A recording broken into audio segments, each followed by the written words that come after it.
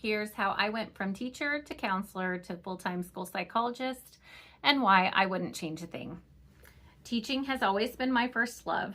I've loved teaching since the time I was very small.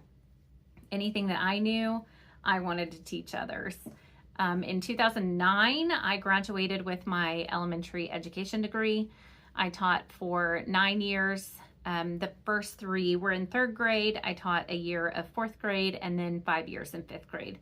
5th grade by far was my favorite grade to teach. I love the intermediate kids. They're at that age where they're trying to find their independence, but they also really want you to pay attention to them, but they don't want other kids to see that you're paying attention to them.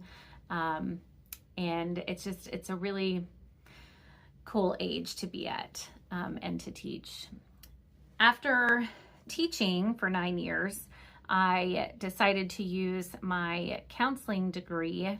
I think it was my 2nd year of teaching. I obtained my master's in school counseling. And I didn't really do anything with it while I was teaching until I noticed that there was a pretty big need. And I felt like I could fulfill that need for our district. So I became the counselor for the elementary, and I did that for 6 years. After being in the school counselor role, if you don't know, school counselors, and this may not be the case in all districts, but school counselors really have to be involved in the special education side of things. Typically, we are involved with programs of prevention, intervention, IEP meetings, eligibility meetings. Basically, we just follow the students through the time that they start struggling until they might possibly need an IEP, or we work on them with behavioral interventions. And so the counselor's really involved in that process. So I got to know the special ed side of things really, really well.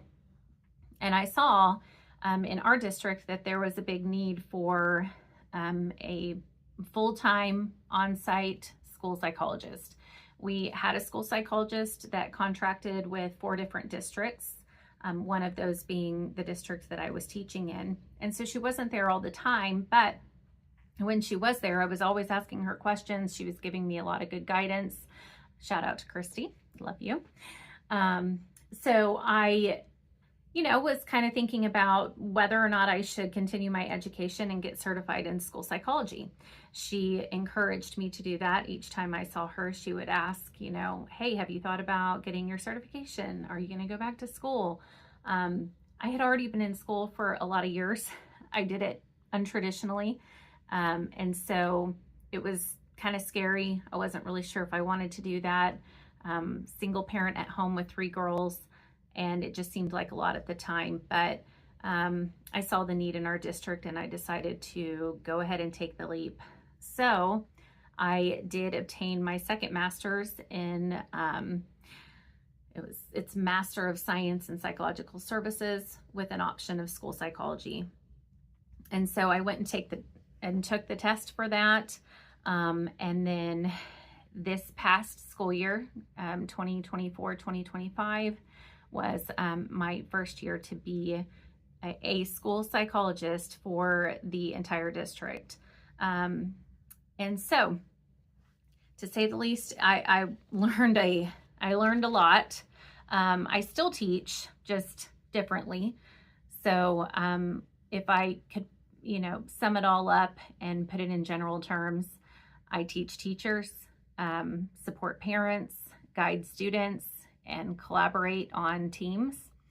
So basically, this role combines everything that I love about education and human growth.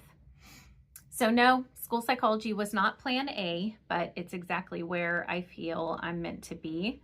If you are also figuring things out as you go, then hit subscribe. I'm trying to build a community for school psychs like us, one eval at a time.